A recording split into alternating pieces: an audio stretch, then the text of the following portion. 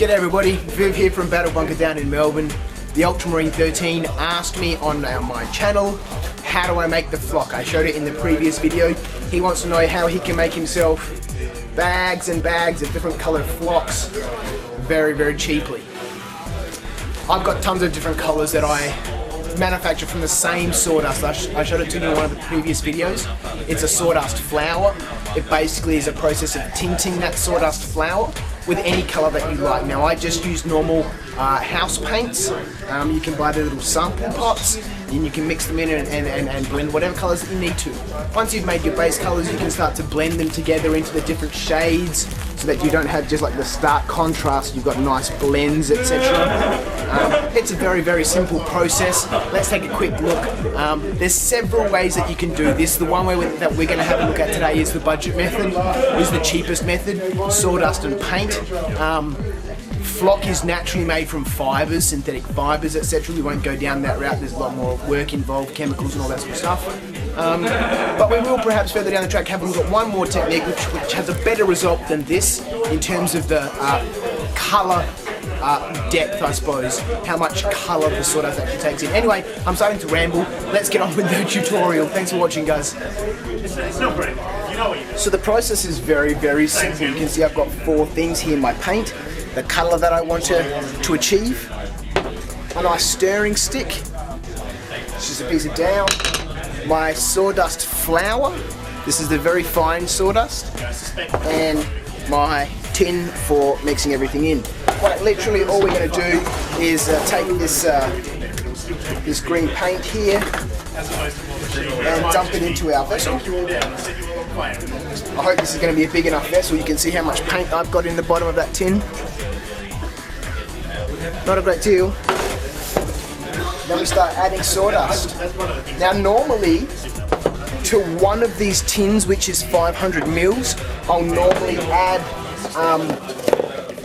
around 10 to 12 of these cups. These are a 440 mil cup.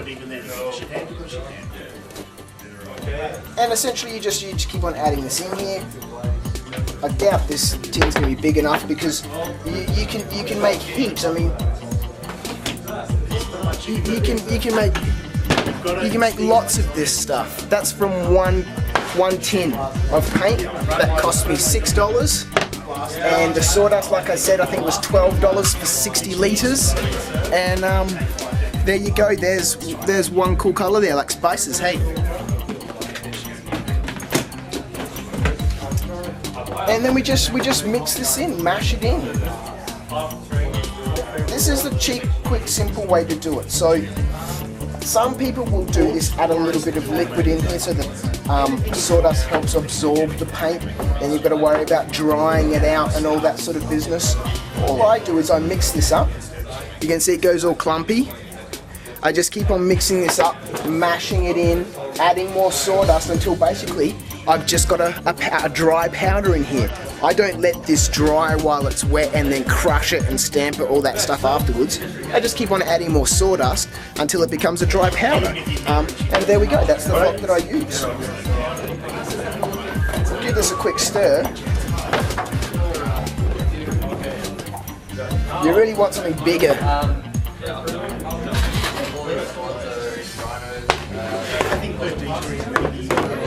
To work with so that you can really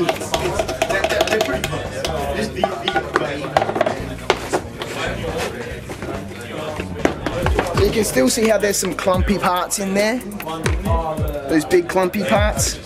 I'm just going to keep on adding more of this.